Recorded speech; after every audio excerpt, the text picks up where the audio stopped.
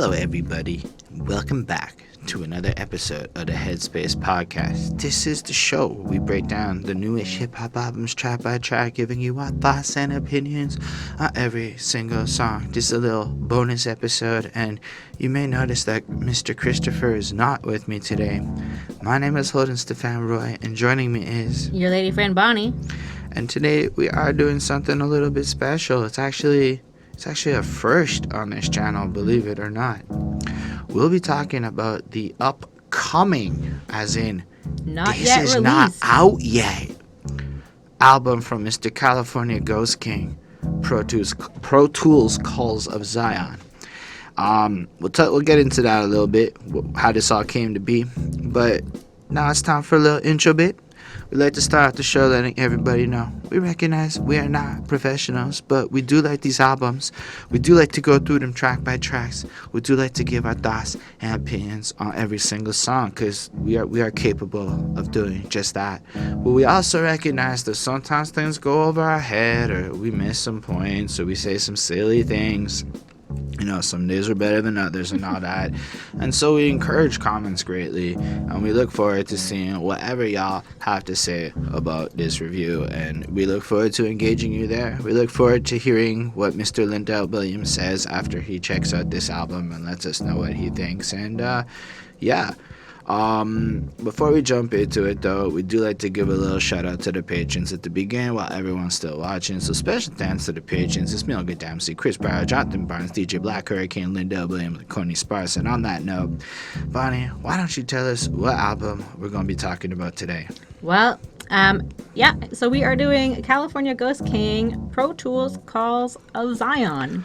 Alright, so I guess it's story time, right? Because there's probably a chance that some people may be going, why is this album review happening? Well, part of the new mission of something I like to do over here with Behind That Suit is to focus a little bit more on the Montreal scene and the things that are happening a little bit closer to home, and use this platform a little bit to showcase that kind of stuff.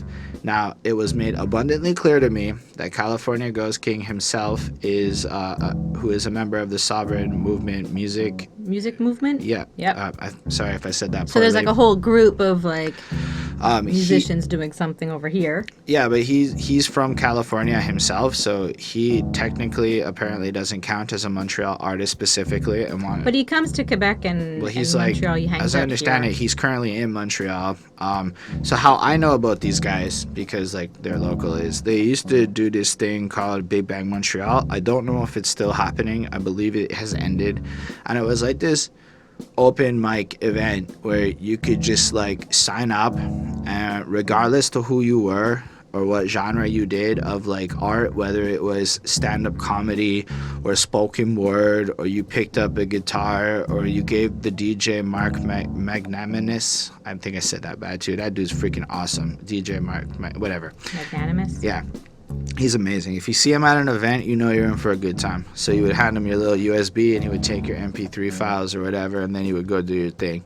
But they would also do this thing where they would like feature a particular person as like their main artist, almost like a little headliner that would go on in the middle of the show and get like a 15-minute slot. And technically, they asked me to do that twice. It was crazy. So I met this dude, I think it was Urban Logics at that point, who's actually affiliated with how we got this all set up now. But at this hip-hop karaoke event, there was a couple of them there, and they ran into me, and they were like, yo, I don't remember who was there exactly. They were like, give me, I think it was Odd Man Black too. And they were like, give me your email address. We liked what you did. One day we'll holler at you. And you know, somebody says something like that to you, you just kind of, whatever, goes in one ear. But 18 months later, and I remember that because it was like 18 months later, they hollered at me to do that first one. And I'm like, that's the most honorable, dope thing I'd seen at that point in like my local city. Like somebody remembered you and like reached out that much later. It gave me a lot of faith in the universe type thing, because it put in perspective the timing of things. Like sometimes something might take 18 months to come to fruition, and that 18-month number has happened so many times in my life that or 2 years or whatever, like things just aren't so quick either way. But that put like a really good taste in my mouth with the whole squad per se, just because they were like really cool like that. And then one day, Mr. Logix hit me up, and we had some conversations. And full disclosure, I had fronted a CD off of them. I forgot to pay for it because I was supposed to go back and spend money, and then I didn't. And then he reminded me years later, so I paid up, and it was all good. We started talking. Yeah, just throwing it out there. That Urban Logix dude, he's pretty fresh, very, very talented dude. I've seen him spit live a whole bunch of times. I've seen the Odd Man Black guys spit live. Like, they freestyle at these things, right? They just go over the beats, and it's, like, authentic and whatnot. I don't know, we're here to talk about California Ghost King, but like I said, this was story time. And even when he, like, Urban Logix, like, speaks, sometimes it just kind of becomes almost like a freestyle. Like, he almost can't stop himself. Like, it's really kind of cool. So from what I could tell, though, everything I heard is that California Ghost King is, like, the shit by comparison, you know? Like, we got hyped up for California Ghost King. I'm not even gonna lie. Hyped up proper. And I was, like, a little bit blown away when I heard the project in terms of the quality and the living up to expectations. A little bit of spoilers there, because it's like... So you have to, like, kind of be into knowledge, I think, is a good, like, full preface thing. Like, I think also, I mean, from what I got out of it, full disclosure, before going into the album, I found it very, you have to have knowledge, but I think you also have to have a specific type of knowledge, because I think that it falls very into, like, the theological realm. And so there's a lot of, like, stuff that, like, if you don't...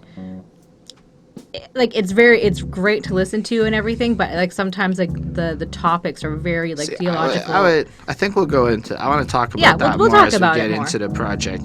But all that to say, because we like to start off our reviews with how we know the artist and like our familiarity with them.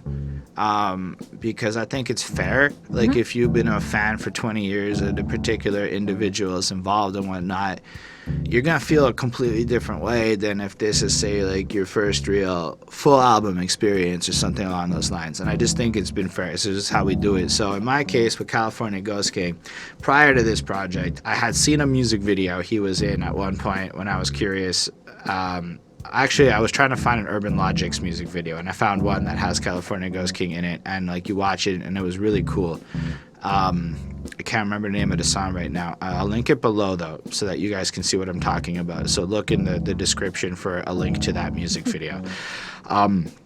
But all things considered, you could just hear the lyricism and the bars, and I'm going to say it now in the hindsight of having gone through this project in some detail, that knowledge is a good thing to have. Like, a desire for knowledge, if you're into that stuff, is very much going to be up your alley. But I don't really know much about California Ghost King. I think he hides his face publicly, which I thought was notable, because there's a few music videos that you can find trickling around. So I guess I'll link whatever I can find below for y'all so you can get some visuals for him. But otherwise, I don't think I've met the guy personally or seen him live. So for me, it was kind of like, cool, this is just like any other review. Another dude I haven't met, except that he is possibly in my city at this very moment, or maybe he's in LA. I'm not 100% sure, but I think he's in the city. And his people have a reputation for being good for the city, from what I can tell in my little hearings. Like, they're very like promoting of like Montreal, of Quebec. Like, they talk about it in their music, which we'll kind of touch once we get into it. So I think that that's like really cool, and like they are trying to like make a mark. And represent Montreal, and I think that that's really cool. What's also really cool is we first talked about reviewing stuff for them maybe 6 months ago. And it took that long, just in terms as an idea. And no disrespect to anybody involved with that. It's not what it meant. It was just more the amazingness of how timing would just allow things to happen over. Like, if something's a good idea, like, it doesn't necessarily matter as much when it's going to happen. You just have the faith that it will happen, and then things will come to be.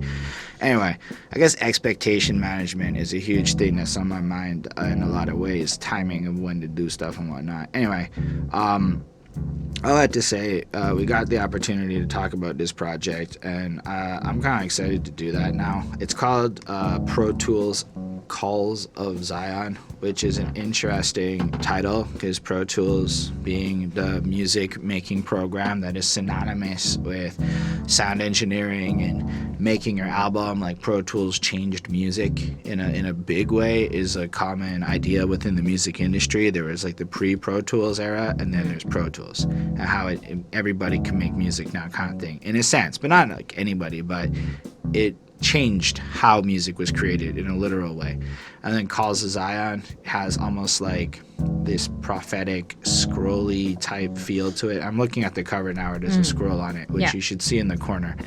But when you hear Zion, I think Israel instantly.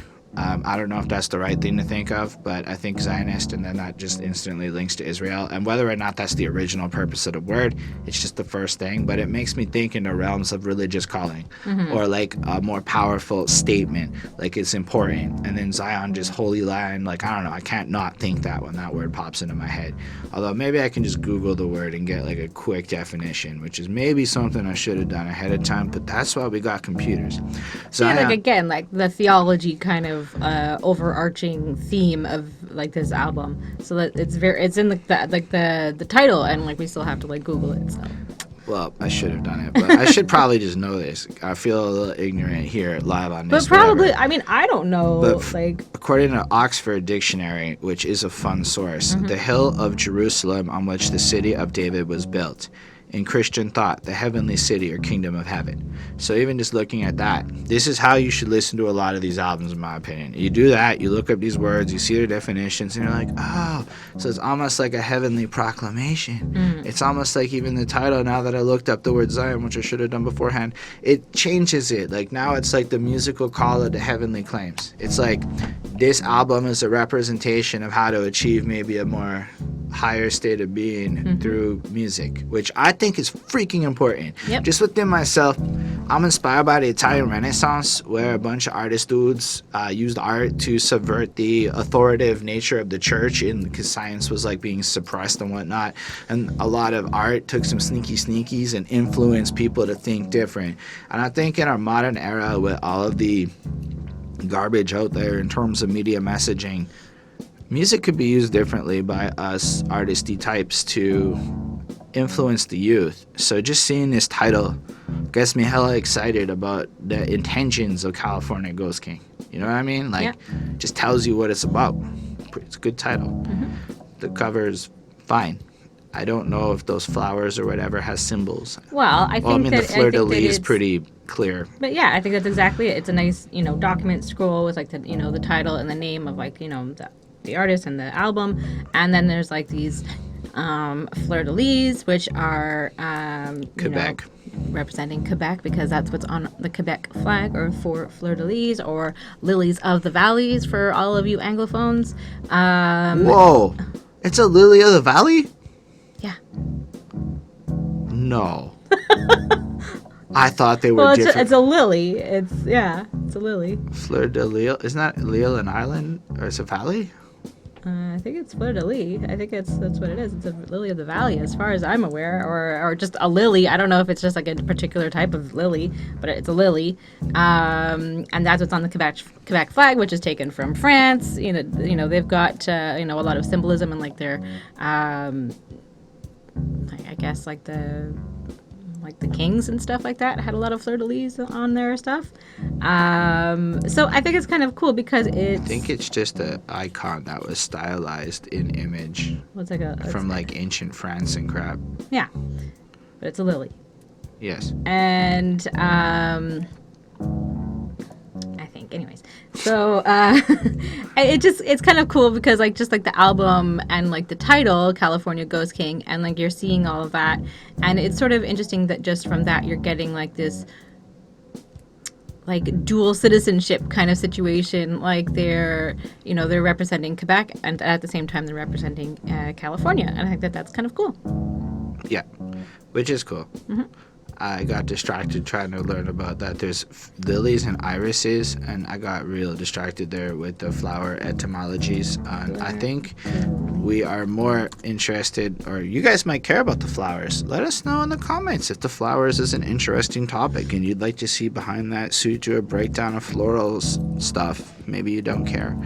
On that note, are you ready to get into the album? Yeah. You excited to talk about some basic Doctrine? Yep.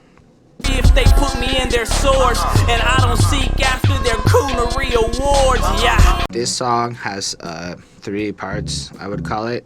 There is part 1, that would be the intro bit. Mm-hmm. Then there's the track, and then there's the outro bit, which is part of the track. Yeah. I'm going to talk a lot, so why don't you let us know how you feel about the song? Well, I like the intro, and I like the flute or whatever that was like included on that. I thought that was kind of fun. It makes me picture the conch from Lord of the Flies, like to announce for people to come, like. Oh, I guess that makes sense, right? Or like maybe if he's on top of like a mountain, Mount Zion or whatever you were saying, like maybe he's like one of those like. Or like, Swiss. but even like back in like the medieval days and stuff, you would have like a horn or a trumpet sound for an important proclamation about to come. I actually experienced that. A few years ago, I was living in Germany for like a few months, and they went. We were living in sort of like the countryside of things, and they went. The local hunters went hunting, and they had like a special. Like I guess like a trumpet or something or another, to announce from what they were hunting, what they had caught, and different different sounds indicated different things to like the townspeople when they heard it, so that they know, oh, they caught a boar or they caught a deer, so that they knew kind of like what to start preparing, So it was kind of cool that they were doing that, and like how like the relation between like just the sound and announcing what they'd found, like these hunters had found and killed. It's definitely So not what I was expecting, but Yeah. that was really interesting. But it was pretty cool because it was like traditional hunting practices, I guess. No, but that's still fascinating that there's places. It still happens today. It's like in my technological world where I'm into my Android phone, which is a little foreshadowing. I guess a they little could have later done on that, in the album. but they announced it with a horn. Yeah, because I would be like, let's build an app, man. Just hit a button, boom, everybody knows. And maybe I'm a little bit too modern sometimes, because that sounds pretty freaking cool to use trumpet sounds instead of an app. Yep. Anyway, go on. So they introduce like different like artists' songs or whatever. Like it kind of plays like a radio, and they're all like just kind of like clips of like different songs that are singing about California. So it sounds pretty cool. Can we just point out that California Loves California is in there? Mm-hmm. Like it is cool. It's definitely like like you're skipping through like the radio and you're finding different songs, and they just all happen to be about California at that time. It's really cool. It almost reminds me of like those early 90s intros or mid 90s, like when they were really getting into like the art of the album a little more. Yeah. Like something like an Illmatic. I don't know if that one was actually sampling. I know one of those in that era was really like. Well, I think MF Doom did it, and like maybe some others, but I don't know. Anyway, it just makes me picture that era, and there's probably better examples than the ones I gave. So I'll just give my usual like quick summary. So like overall, like they're really pretty sick rhymes, and the beat and the mixing is pretty fantastic. I don't really have anything too terrible to say about anything here. There's like really interesting topics about and different things that we don't normally hear about kind of like ancient history and biblical references, and at the same time like they're using those to reflect on like modern day issues and items and things that are going on in like today's world. So I thought that was like kind of cool that they were using like the old and the new, and like how basically saying like some things never change, or like we can use like the same knowledge from like back then to teach us today, and I think that that's kind of important as well. he has like a really strong voice. I'll give him that much for sure. It's really great. And I liked how he plays with his voice at the end when he's basically That's so good. yeah, when he's basically like repeating that he is not an N-word. But interesting, they spell it a bunch of times, because they sent us like the lyrics to like their music, and so I thought it was really interesting that they spelt it Knigge a bunch of times, not particularly at this point, but like throughout the song they were calling it. I don't know if I'm allowed to even say this. A nig or a knig or whatever it was, but a German word, who, and it's the name of somebody, and it was a German writer who wrote the book that started the Illuminati. So I thought that was kind of interesting that all of that kind of ties in together at the same time. Like, it's just like there's so much to think about just from this intro. I think if you can quote somebody's name and do a reference, it's in the safer zone. I would imagine that this is just his name. This is his last name. And so I think that it's okay. But yeah, I mean, considering that this is this song is 6 minutes and 34 seconds. So it's like a relatively long song, but there's so much to think about and take away from it. So I thought that it was really interesting. And it's obviously kind of like the start. This is the basic doctrine. So this is kind of like the start of everything, I think. And it was pretty cool. I mean, I can see this being pretty popular, and it's definitely like a unique sounding experience. And the topics are really interesting. So this is definitely one for like all of you thinkers out there. So I give this a 4.65 on 5. I thought it was pretty cool. So I'm really into music trends, and I think we're in a transitional point where a lot of what has dominated the pop sphere of hip-hop in terms of what's considered cool, what the kids will say, is shifting. And if I were a betting man, I would say California Ghost King here has tapped into one of the core sounds that could really blow up and pop and be like the next interesting thing. And what I mean is knowledge-driven education. I think people are thirsty for education in a way where people may not even be aware at a subconscious level yet. But once the music gets more interesting in that regard, I think it's going to take on like a little bit of like a storm.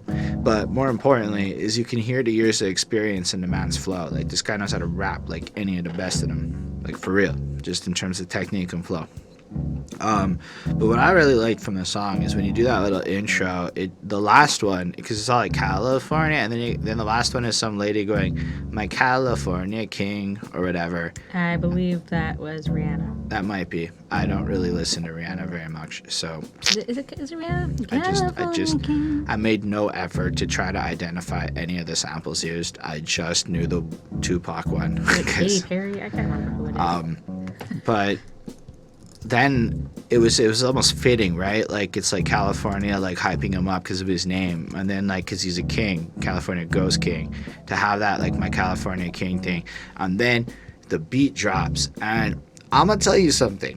I had zero idea what the beat was gonna be. I wasn't expecting some grimy, harsh hitting, almost. I don't want to say trap because I'm really bad with the beat difficulation. It's often the drums that seem to change it up. It has that kind of trap feel. That like da da da da, but more in like a dark horror feel. Yeah. Like, it almost feels like it could be a dark horrorcore trap, beat, like Halloween trap or something. Oh, I forgot to say it. The album, I believe, is coming out October 30th, speaking of Halloween, so you guys can catch that then, and then you should check it out and cop that or whatever, because showing love and supports, and when the album's live, we'll link the stuff that's appropriate for you to do it, and if whatever, there's a pre-order link, I'm certain somebody on their camp will be like, bro, put that link down, and then we'll have that available as soon as possible. But I just like, it just came in. It was modern. Yeah. It sounded modern. It sounded like when Method Man made the Modern album, and that was his most recent one, that like end of 2018. And I was like, yo, and Method Man just embraced modern techniques and flows and made it pop. It didn't sound so 90s. I was like, Method Man just stole the year. And I feel like in the same way that embracing some of the more, sounds that are a little more in line with what other people are, because music's a lot about repetition. The science of music has it that if you hear shit a lot, you're gonna like it more. So by entering and kind of fusing the new and the old, it's really smart. It gets a wider berth of people that will care about the sound of your music. So by going with the beat was something more modern, but then coming in with proper lyricism. And even then the flow's fun. It's not like some boring slow flow. It's like, my basic doctrine catch a hellfire, and then he drops a certain word. And you're just like, okay, so his truth pisses motherfuckers off. His truth explodes. I'm like, I'm curious. But the way he like screams it out, like anthemic, like he's not here to rap yet. He's fucking hyping you up, and he did this, that. White line concoction burn a book of Yeezus. And I'm like, shots fucking fired, eh? I could see why many people are not a fan of Mr. Kanye West. I mean, apparently he's on redemption mode and he's making gospel music now. Yeah. We'll see what that turns into, but yo, that's fire. And then I don't know if white line meant like coke or something else, but it kind of seemed like hedonism wrapped into a fucking box right there in the line. Wrapped in sackcloth is all I need is ashes. So, you know, you take that wrapped in sackcloth line and then you think to all those biblical references whenever you would have like a need for humility, you would be like you'd be wrapped in sackcloth. I don't know. I guess I don't know how to picture it. I've never looked up what that looks like, but I've read that crap in the Bible thousands of times because I used to really read that crap when I was younger. Not to say the Bible's crap. That was a disrespectfully worded sentence. But I like the double entendre wrapped. Like his raps is the opposite of Yeezus.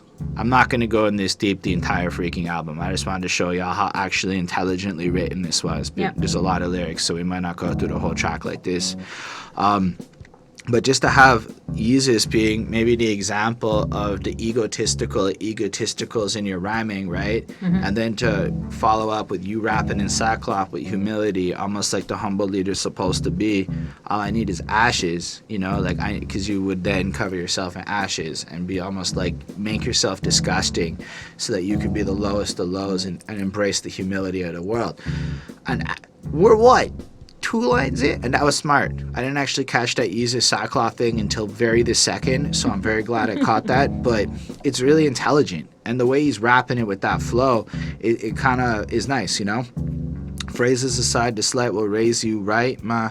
I speak from the light, so get your mind enlightened. The dark, twisted, blind of men of bad intentions, leading you blind so you can't even see you're not a blood-sucking vampires, can't see the man in the mirror. And so you get the sense that the purpose of this music is to show folk, I'm going to assume black men based on a certain word that was used a lot, that but I also feel like it's applicable to just general everyone. But like, y'all are brainwashed into believing certain things, and my music is here to show you the truth and of enlightenment so that you can understand who you are a little bit. Right. And I thought that was pretty cool. It's like, that's how he starts the album off, mission statement time. And then just you get more of a rapping tone. He like flips it up like, I don't care who's a liar, choir, sent prior. I'm the walking sire through the wire. Gods know I'm higher. Yahweh fashioned my birth so kings and queens know I'm flyer. And he's doing it. Now he's in rap mode and he's hitting it in a quicker pace. It's less of like the first part was like anthemic, powerful, like punch you in the face. And now that he's got your attention, he's flowing in, yep, killing it with the rhymes. Like the liar rhyme scheme is not the easiest one to then also give sentences with. So props on his ability to pull that off so well. And you get the sense that God is his guiding force in this. You know, I'm a fighter for hyper vipers. I got wiser archangel snipers hanging out with the mothership, squeeze divine triggers to lift people up and make their spirits flip like I'm an underground king making Texas hits. That's awesome because UGK is Underground Kings, you know what I'm saying? So I like the fact that he's able to do stuff like I must take God bars and flip up this spiritual sense of who he is, and then lace in some of the other side of the culture to almost exemplify his message by letting you know that you're kind of on the team, like you understand the life. Like I think one of the biggest fallacies of a lot of the high and mighty types is their willingness to condemn things that are not like them. An example well, an example of the opposite. Like when I was younger, I got into Christian rap for a minute, and something that always inspired me was the rap group Grits, who are very Christian in how they lived, at least at one point. I guess they still are. I assume they wouldn't give that up, but they would go hang out with anybody and work with anybody because they felt it was more important to be in the world than to segregate themselves from the world. So by dropping a UGK bar like that and showing how he's hype enough to understand the culture, probably, I'm not saying he doesn't, but proving it is really awesome to see. And then, I don't know, I really liked it. And then you get like that chorus, my basic doctrine is economic war with a holy kiss, and he kind of adds that little flair on the flow, speeds it up a bit.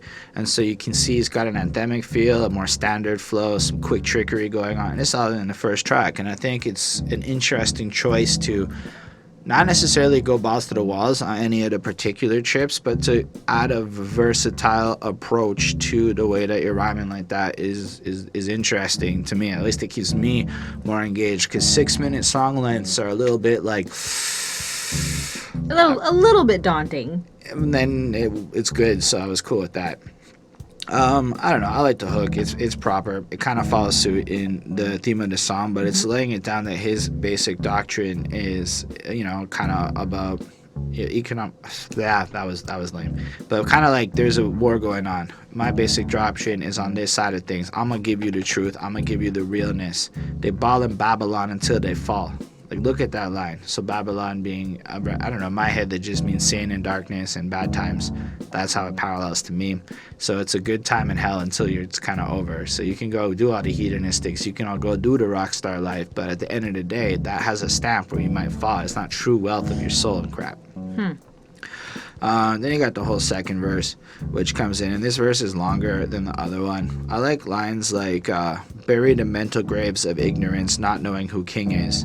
And that could be a cool line, right? Because it could reference both God and the spiritual side that he's bringing out the first part, but also you're ignorant for not knowing who the California Ghost King is, which is a pretty cool line, all things considered. Where Luciana angels maintain established rules over mountains of government, but with the faith of a mustard seed, we can make the mountain move through the satanic sellout views, be put moral minds in a bad mood, where in out the saints. And I'm like, this is interesting, right? Yep. So it's almost like it seems hopeless, but if we band together through the knowledge, we can shut out the darkness. Like, I'm, as a human, truly inspired by that faith of a mustard seed line. It's how something that's governed like most of my life. Like, if you have a strong enough faith, you will find the fortitude within your soul to keep pushing.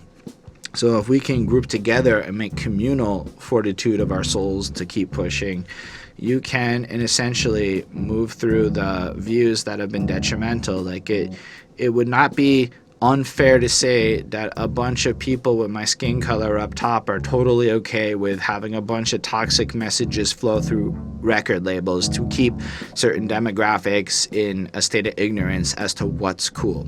Do this and it will sell is a bigger mantra than find truth and you'll excel. See what I did there? Yeah. Anyway, I don't know. I really liked it a lot. The rest of the verse is cool. I like when he goes, whether in Cali, T-Dot, or New York. I don't worry if they put me in their source, because I don't seek after their, I don't know if I can say coonery awards. Yeah. So I like that too, because he's pointing out that all over he stays pure.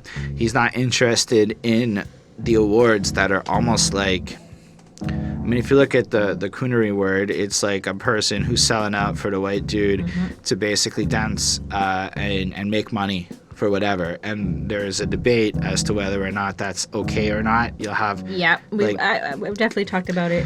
We've had some people fight in the comments over that. You'll have on the one side Flava Flav's point of view, fuck it, they're giving me money. And then you'll have on the other side people who will say it's kind of bad for the overall culture.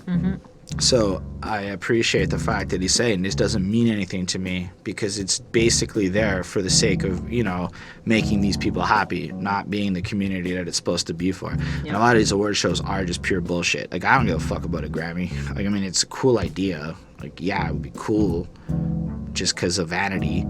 But does it mean anything when you go look at how it's all set up, when you look at the science behind it, like, not science, but the fucking nepotism behind it and all the crap that's actually there? It's just crap. Anyway, whole song is just powerful. It just flows through. I mean, there's a lot more topics that get brought up, and that's what's interesting. Is it's almost like he's giving you he's painting out the world, why he feels the need to have a basic doctrine of this, because there is this other enemy out there, youth led by stupidly growing rap people into immorality, made to chase corruption of self with all its luxuries, wicked woman in the wiles of the wealthy, conquering your soul so you lay down and crown and sleep. I used to stand with a Glock, but now I gather the flock, cause old Pop showed me how a shepherd unleashed can make a grown man weep. So I come to the prodigal son, spiritually blind, deaf and dumb, add ignorant to the knowledge of hey, whatever. All I'm trying to say is that part was really cool, because after you look at the corruption and whatnot, now I don't think that this isn't necessarily meant to shame anyone per se. I think it's more meant to say there is a certain branding out there that doesn't necessarily make sense. It's one thing to responsibly be promiscuous with a sense of respect and understanding. It's another thing the way certain people spin it in the media. Like the way pop culture spins a lot of this stuff is irresponsible in the way that it manifests emotionally in people who are ill-equipped to deal with some of the lifestyles they're embracing. So if you're understanding of certain lifestyles and you want to go do it, cool. But if you're doing it because the rapper you saw in the video had 7 girls in bed with him, like, let's be real, that Biggie video where he has like 4 girls in bed, when you're looking at that looks pretty interesting. The real life version of managing 4 women is not something most men can handle. All right, that's the truth of the situation. It is not simple. It's just true. I guess. If you've ever tried to date more than one person at once, you'll learn very quickly it is a complicated lifestyle to lead, emotionally taxing, and it's not simple. So you can pursue it, but if you're doing it to be cool, then you're maybe being blinded away from like the real reason. Or like better opportunities. Like for most people, having a singular partner is the wisest choice you can have. I'm trying to talk about this without ethical connotations, because I don't really want to be the dude adding my ethics to this. But all I'm saying is I completely agree with the fact that music is made to chase corruption. Whether you look at it economically, like why do you need 8 cars? Does that make sense? Does it make sense to have 8 cars? No. Why do you need the giant house? Why do you need these things at such an early point in your career when maybe it's not the right thing, you know? It's just very few people understand how to build lasting legacies just as it is. And a lot of it is the system is set up to give you a bunch of money just to take it back from you. And in a sense, you're pilfering. It's like almost like modern rappers and artists who fall into this trap exist to be like thieves. Not in like a direct sense. They're not stealing. But the label is using them to take more money from the hood and the poorer areas and funnel it into the hands of rich folk and probably white variety. So if you think about it, the Versace claims, the get the car things, who ultimately profits off of all of these different moves that major record labels are promoting through their imagery? Is it really the end? Is it really the communities? Not. Even these rappers, when they go bankrupt later on, where does all that money go? Where did the millions of dollars funnel? Oh, into the hands of major corporations and other such people, right? It doesn't ever really go in the direction you think it should. So that to me is what he's kind of playing down over here. So all things really cool. Then it kind of ends with that my basic doctrine catch a hellfire, and then he like throws up. Brings up the easiest line again. We started there, we end there. But then he does something that all of that track wasn't the moment that really closed it for me on brilliance. It was the "you are not a" line that he kept repeating at the end. Yep. And it wasn't really cool. It wasn't the line per se. So it is because it's a strong line, but it's how it gets delivered. It starts off like regular. When I say regular, I mean kind of similar to the rest of the song. But he kind of flips it into this auto-tuned, exaggerated, melodic flow thing. And that was the best satire I've seen in a minute. So what I believe was happening here is he dropped this whole thing about the truth of the situation, laying it all down. And then you got to give your TLDR version. Too long, didn't read. And so to do that, you flip it up, you translate your voice to mumble rap, because that's what he's doing. It's in the vein of mumble rap with the melodic auto-tunes, excessively done. And then he's saying, you are not a, So he's using the language of the people that he's trying to target to give them a core sentiment, and ironically kind of making fun of it a bit. But it's also catchy as hell at the same time. Like, it's pretty, like... So it's so well done. Yeah. But had he just left the preachy tone without that last line, it would have just been every other song to me. That isn't, because not to say that every other song, but there's a lot of songs that might be like that might criticize the culture. But to go one step further and show both a mastery and understanding of the modern musical techniques that other old men who would make a song like this just shit on, right? That's all they do, shit on it. It's boring. You can't just shit on it. It's pretty hype to listen to. So to say I can be hype, but I can also give you a proper message, that's ridiculous. Like, that's really cool to me. So in this one song, he showcases both a full understanding of history, adherence to the culture, and an understanding of the modern sounds that are perceived to be catchy by so many people, all to prove within a point how to do his thing. And I'm like, that's a pretty strong start to an album, no? It's a pretty strong start. Yeah. I gave it a 4.5. It's like a mission statement. It's like his basic doctrine. Yep. And that track it is. And I mean, I know there's more lyrics in it. And what I want to just point out is that if you want to go through it bar for bar and really go through it bar for bar when the album drops and whatnot, you won't be disappointed. It's one of those ones where the fifth or sixth time you hear this song, you're still catching things you didn't notice because it's so dense and it's so purpose driven that every line is not wasted. And I'm not just saying that because the dude's in the city or whatever. I'm not kissing ass here. I am enthused with the level of it got me thinking. At the end of the day, if you can get me talking about a whole bunch of shit that's not the album on a review, you have achieved the goal. That, in my opinion, you did it right. If I can't come up with you inspired some story or some crap, then it wasn't that thoughtful, right? The music wasn't that deep. I don't know how long we've been talking, but it's probably a pretty excessive amount of time on this one song. Yeah. But that's just because of all the things it inspired, right? And that's one track. Yeah. It's pretty dope. On that note, did you give a grade? Yes. I don't remember what you gave it. 4.65. You gave a higher grade than me. That almost never happens. Okay. Well, okay. let's move on and find out if that happens on The Method of Conquest. We can try. In these Hunger Games, used to spoil to build our own with the knowledge gained, and when they're pagan. I don't know what the actual time is, but it said 43 minutes in the raw recording file at this point. This might go down as one of the longest tracks I've ever done. It's up there, like in what individual songs. Mm-hmm. Good on you, California Ghost King. Record making up on this channel. So Bonnie, how do you feel about Method of Conquest?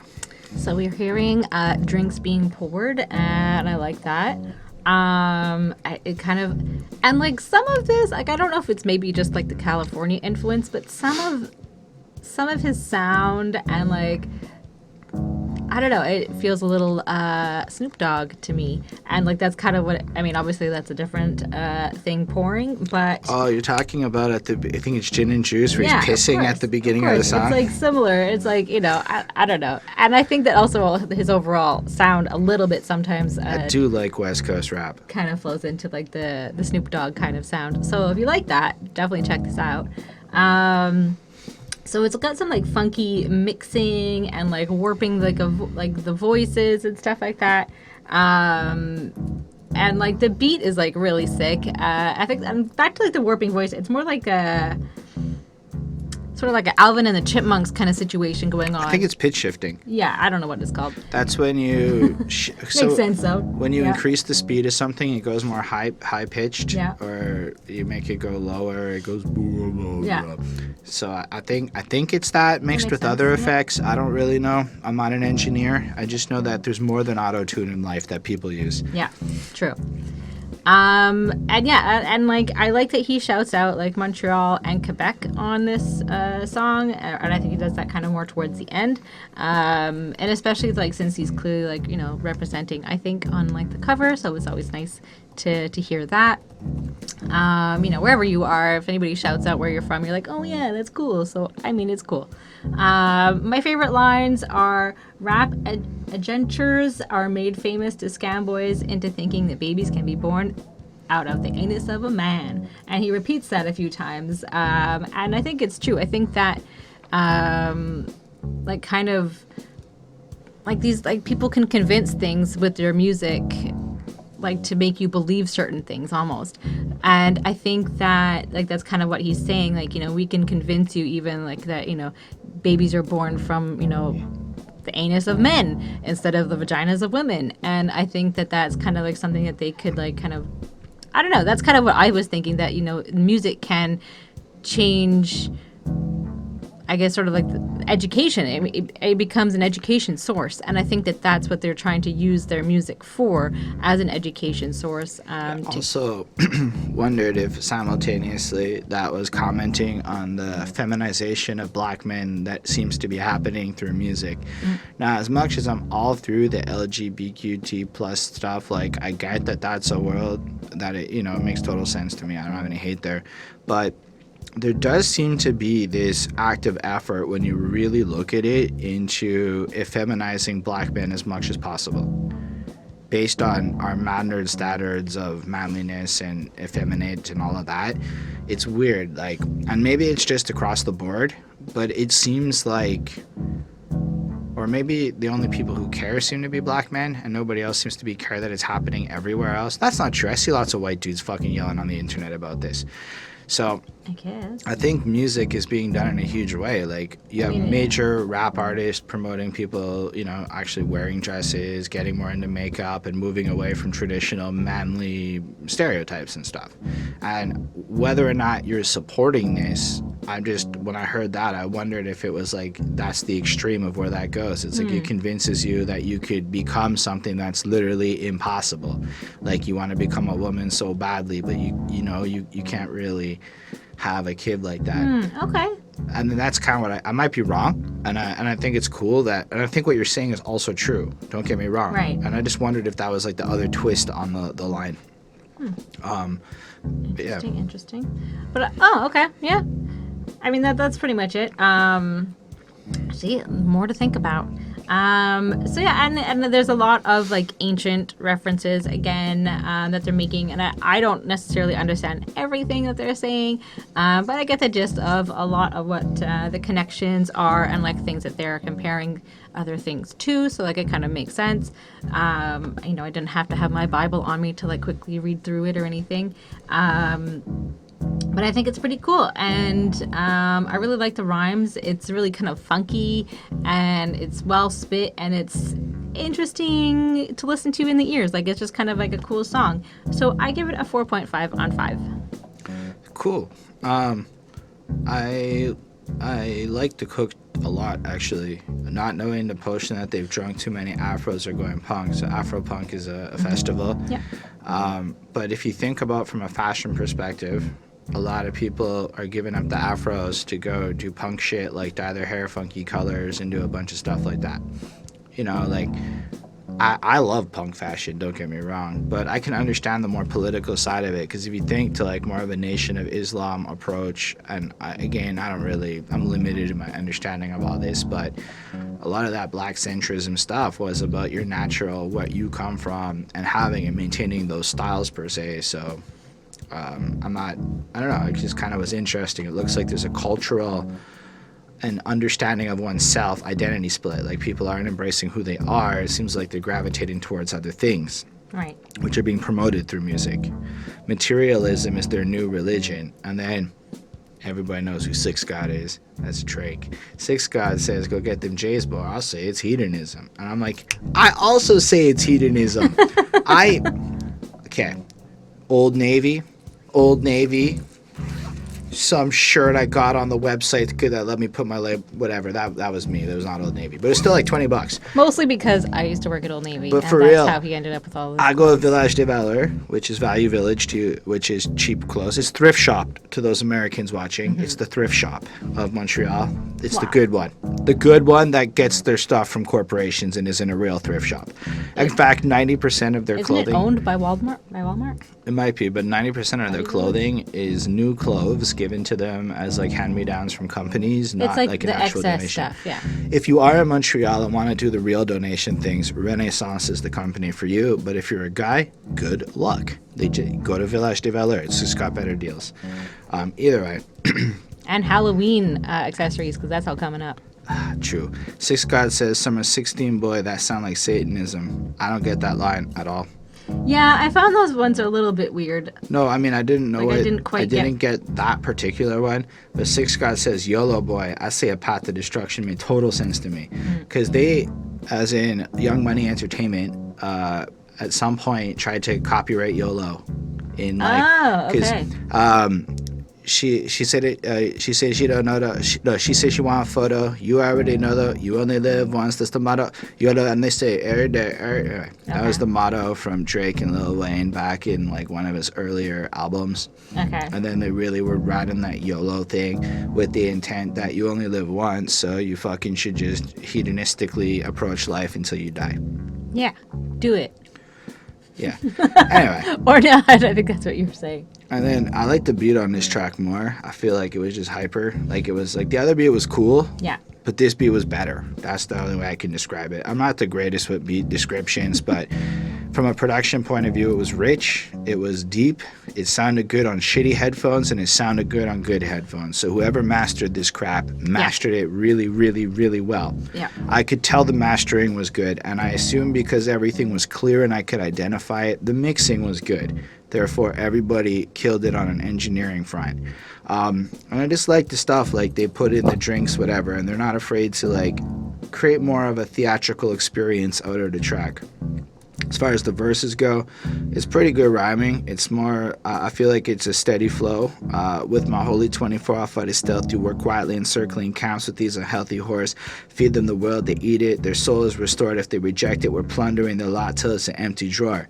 And that's cool because it's super hip-hop in a sense. It's like, yo, if you on the squad and you rolling, we cool. If you fuck with us, we take you out. But in this sense, it's like, we want you to elevate your soul and be a better person, and otherwise you're the heathen, you know, and that's kind of cool. And as much as it might sound kind of divisive, what they're saying is better yourself, be proper, grow and elevate.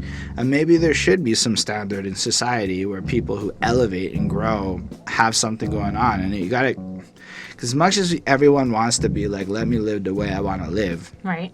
Sometimes the way you want to live is fucking destructive to people around you. Well, and yourself. Yeah, well, if you can just be destructive to yourself, I don't care as much. But it's not even like that, because then it does affect the people who care about you and stuff. So should we just let everybody live as they want? Is that the appropriate way in the future? Should there not be some societal trend towards growth that's different than go to college, get a degree, blah, blah, blah, vanity metrics? Should there not be an interesting path to life out there? Anyway, on all intelligence we get is going to be sold for sure. Oh, it's so true, man. You can't even have an idea without patents and corporations and blah, blah, blah. And I promise they're not going to be trendy no more when we reveal that the checks are signed by the descendants of Cain. They're going to be the contestants on these Hunger Games. I sort of get that line. I guess they're saying if we show you the truth, people are going to rebel and stuff. I think. Use the spoil to build our own world with the knowledge game. When the pagan bubble busts, we gonna be straight, and all these looking for that real will start running our way, especially after they learn that they've been played. Never allowed to look at true hip-hop's face, we will return to music with the power to save. So we're gonna fuck up the world, break down the corrupt order. We're gonna use the profits of our plunder to establish a new order. We're gonna Robin Hood that shit, and then we finna allow people who wanna learn the real reals to gravitate towards the truth and whatnot. Yeah. I mean, it follows suit in the mission statement and stuff. And then I do like the second verse too. It flows through in my method of conquest, and I like the way he's consistent with that, like letting you know, like, this is what it's about. It's my war. This album is like me entering the battle, like in Smash Bros. This character enters the battle, and then he's coming in with his mission statement. This is why you should pick me as your guy, you know. And I really like that. In my method of conquest, watch the process in this house of hip-hop. They just some house guests, Genesis of Exodus. That's a cool line because he's using Bible bars there. Genesis being new, of Exodus meaning they go away. On the premise of divine messages through sovereign entrances. This is the emphasis. Egyptian life's about to become perilous. Pharaoh's yoke is venomous and got my people service in lawlessness. And, you know, it's commentating again on how hip-hop's been polluted and people are pursuing the wrong messages. I mean, we're not going to get a completely new theme at this point because that's what we're talking about what the song's about. But, man, it just kills it. Flows through the rest of the track. I mean, we could, again, keep flowing through, but I don't know, we already went like half hour on the first song, so it might be a little too long. Still, I'm blown away by this track. The lyricism is still there. A lot of his political philosophies happen to align a lot with what I believe and what I think are a lot of the core problems these days. So it's really, really easy for me to get on board and hype this up. And objectively speaking, I don't know how much of my grade is how much I agree with him philosophically versus, because I mean, from a rhyming point of view, he's objectively fantastic, like killing it.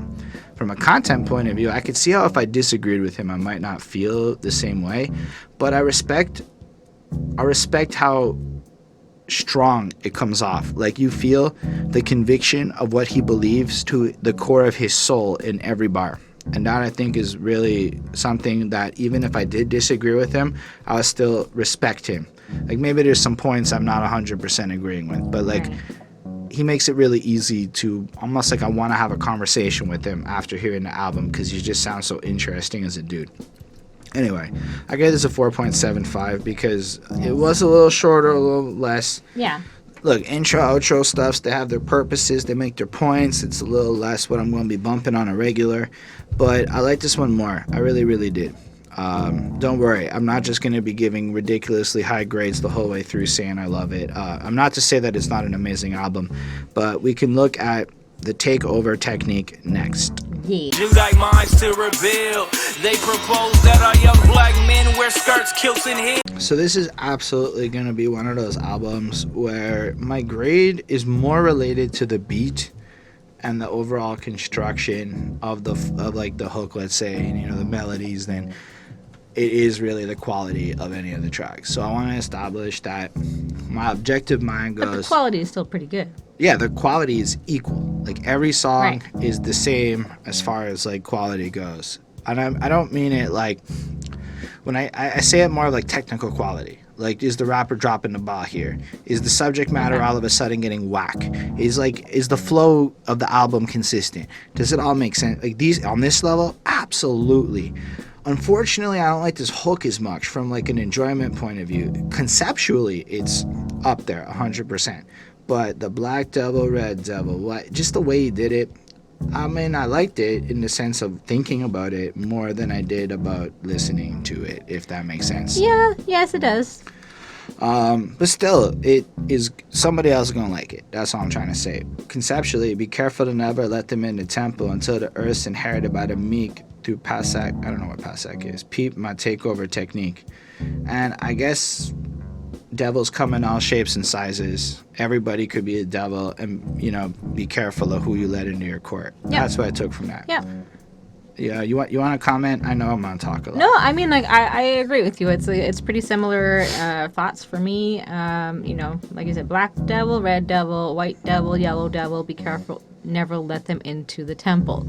So everybody's trying to, like, exclude somebody just off of, like, the color of their skin, and, like, stop them from joining the religion. But I think that and everybody's seen as, like, the enemy, but he kind of brings up the nature of, I think specifically the black man he mentions is to do right.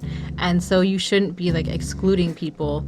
You should be welcoming them in, especially to the temple, to your religion, to your, invite them in and make them understand. And I think that's kind of what he's doing with this album. But again, this is super sick, tracks and, like, songs and stuff. But I think, people, again, if you enjoy theology, then you're going to enjoy this. You're going to find this kind of interesting and, have some thoughts about it and whatever. And, you're going to agree or disagree, or you're just going to be like, oh, I never thought of it like that or whatever. And I think that that's kind of cool. And I don't know if I would I guess I would put this into, like, Christian rap, but, like, I don't think that necessarily falls into Christian rap.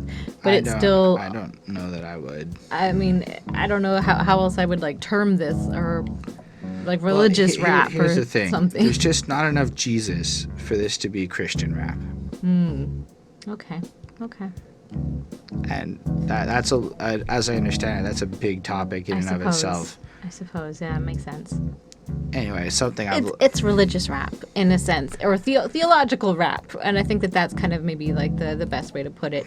I look at it like it's more like a self-help book using theological arguments as its justification, or spiritual arguments as a justification, as opposed to a lot of other people who will just, because you'll see a lot of these topics are actually prevalent in the underground with a bunch of guys whining, and so they'll say a lot of the core concepts, but they're basically going, those guys are shit, fuck them.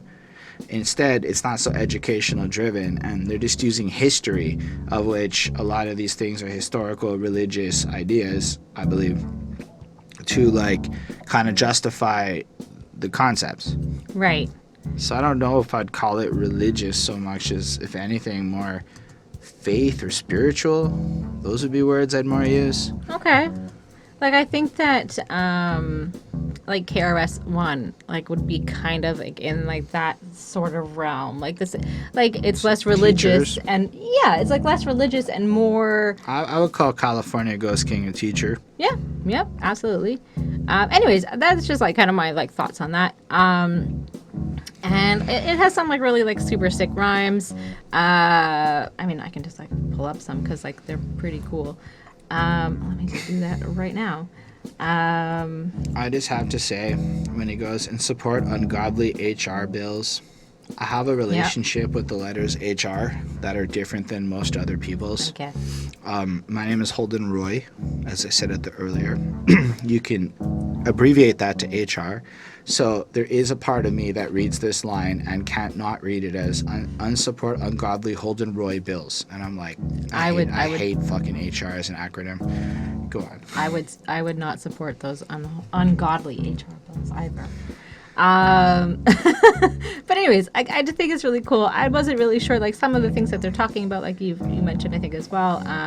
Pineal or whatever. Pasek, peep. Oh, no, that was something else you said, Panique. This is pineal, and I wasn't really sure what that was, or who that was, or what that means. But I think that it's Penal or pineal? Those pineal? Like, I just didn't know. Like a pineal gland? Sure, is that like a gland in your penis? No, I think it has to do with hormones. Like, I didn't really know what that was. So, I mean, I think that's really cool because obviously, like, he kind of knows, like, a lot about a bunch of random stuff that is so completely different from what I know about. And I think that I can still, like, Oh, the understand. pineal gland is essentially a third eye. Oh, definitely not Based penis on my gland. no, I knew it wasn't that.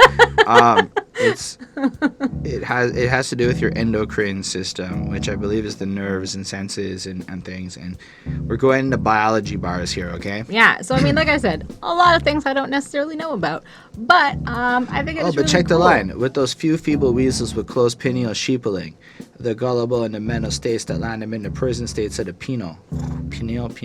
So in that case, if you look at it like it's your third eye, it's your ability to appreciate the wisdom and the truth of a situation, then you're looking at this saying, these weak-ass motherfuckers who can't see the world going on around them, They're they're basically gullible. prisoners of, like, their own mind. Exactly, but that leads them into being prisoners of the legitimate system. So I keep the G code and say, let my people go, saying that this is what the G code is by being the teacher with the elevation. And even if you think back to, like, the origin of the Crips, right? It's what? Community resistance in progress. Like, it's an elevation movement. Yeah. Just because things got manifested differently today, maybe there is value in understanding the origins of situations. That's kind of why I like the fact that there's history thrown into this album. Oh, and there definitely is.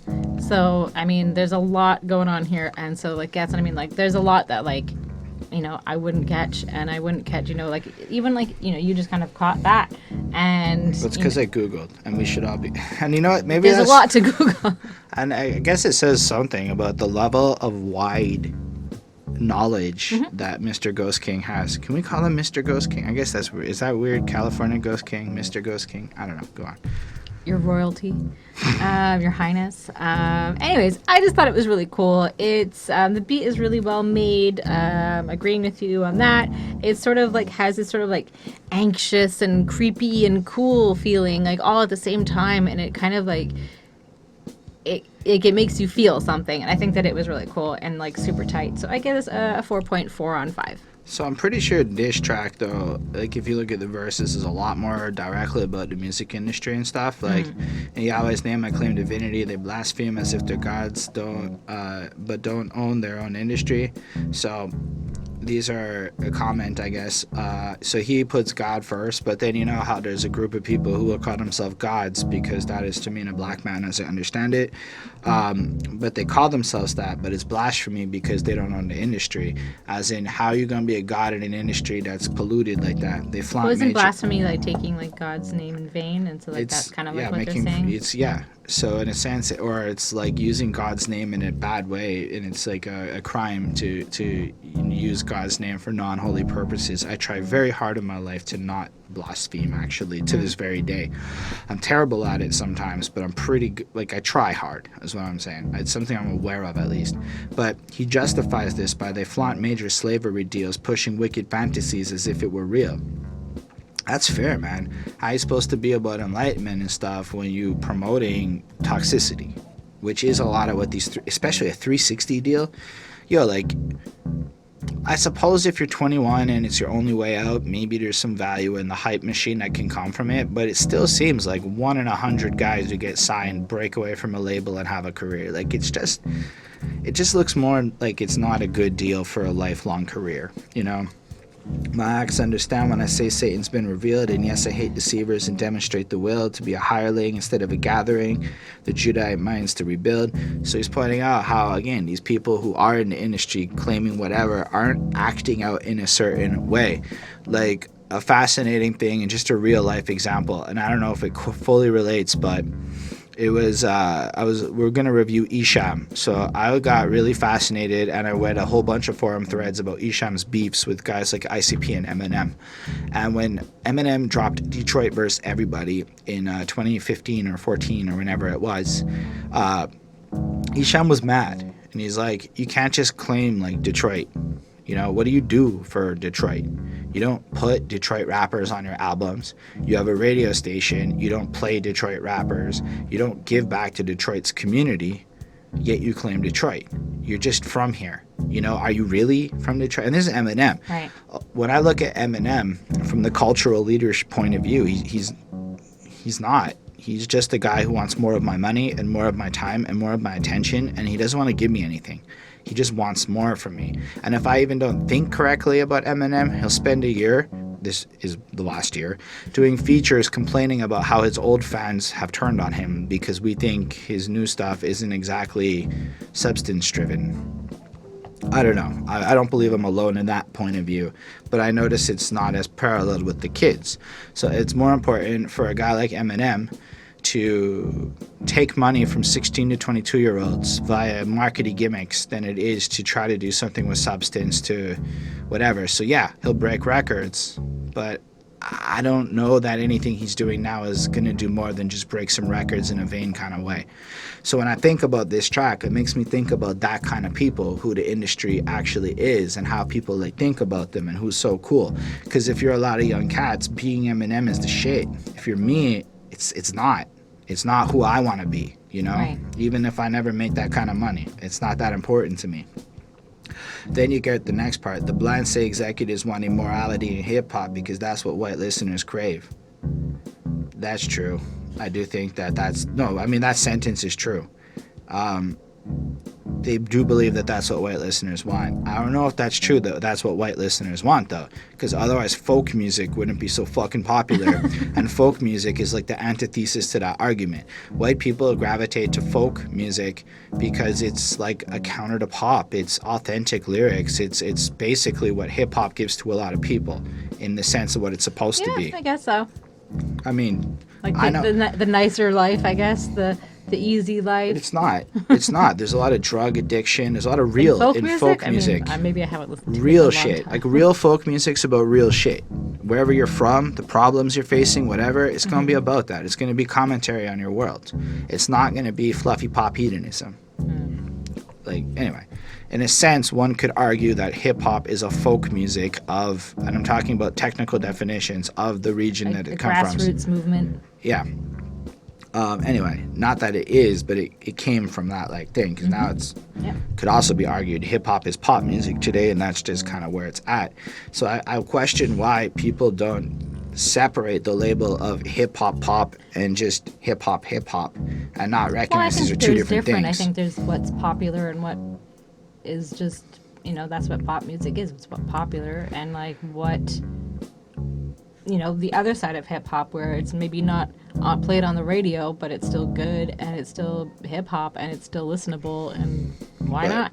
I think that people do want hip hop, but I also think that people want what he's saying. So in the next line he goes, instead of music that gets people spiritually and socially engaged, could this be another lie to keep my people confused in a daze? Yes, people actually want to feel inspired and engaged. Why do you think Working Class Hero by John Lennon, not Legend, very different, John, Very different. is such a powerful song? Because it wasn't fluffy crap. It was like relatable, enlightening kind of shit. I don't know, as a guy in a office place, the new working class is office workers in a lot of ways. Yeah, you just relate to that shit, and I think it's lasting. It's not some fake crap. It's satirical commentary on the state of economic classes in America, and that lasted forever because it's still a truth to this day, and that's what people crave, right? That's what white listeners crave. Yep. The Beatles, who they believe to be like honest, authentic shit, and they don't crave the shallow pop of today. Nobody craves that but high people. Like, no offense, but pop music in the clubs is not meant for sobriety. Like, it's basically intoxicated music, and it charts well because when you're sober, it brings you back to the unhappy, you have a good time in the club. Like, I'll be honest with you, I made out with a girl one time in a club listening to All I Do Is Win by DJ Khaled, and for the rest of my life, I will like that song because I had that one memory in the club with it. Does that make it a good song? Fuck no. I actually like it less over time. But I can't get that memory out of my head when I hear the song, so it's awesome.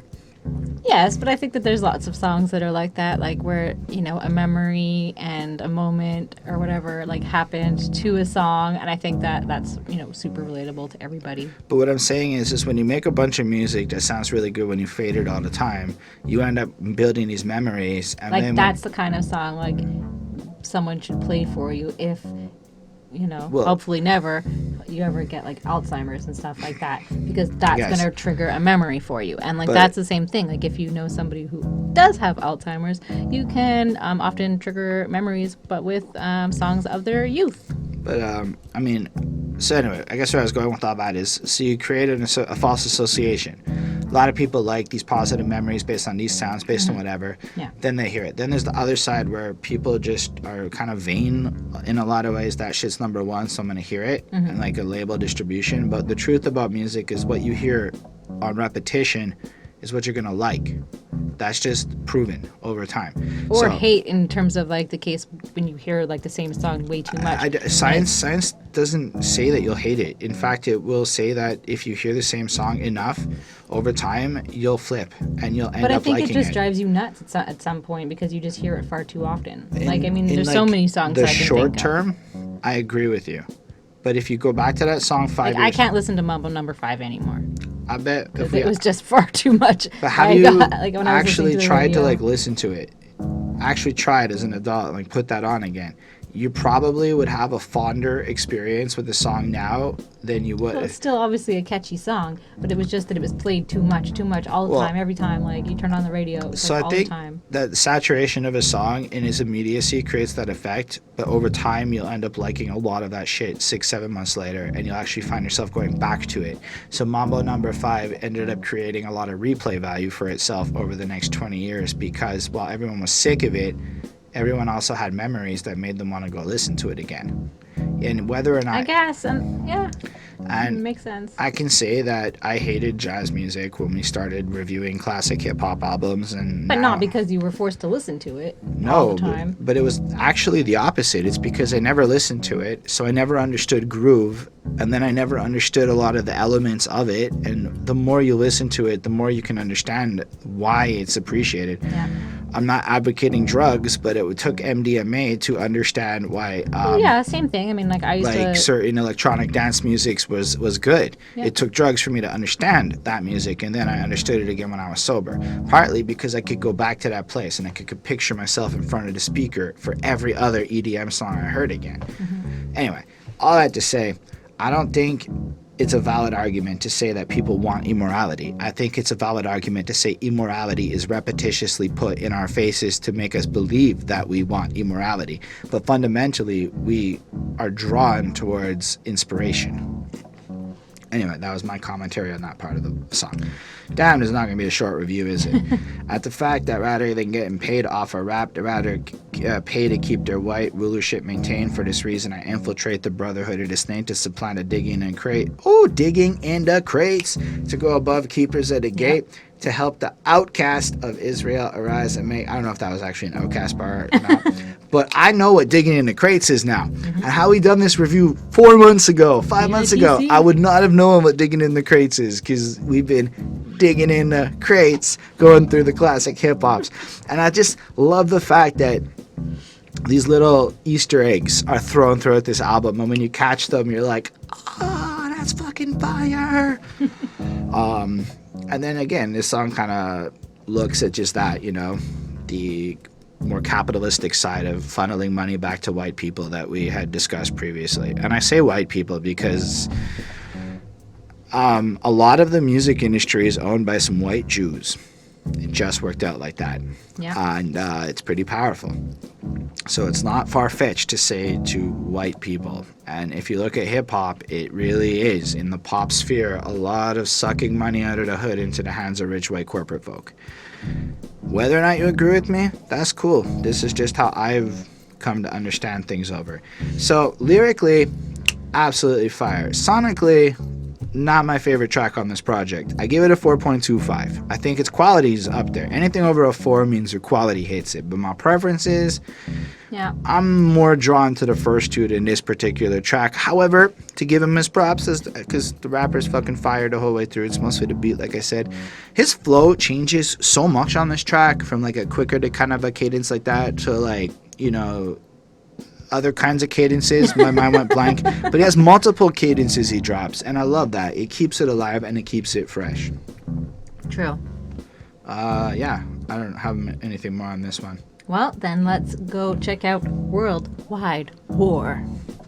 All of Adam's shades. They kill us, so we kill each other while grandmamas cry.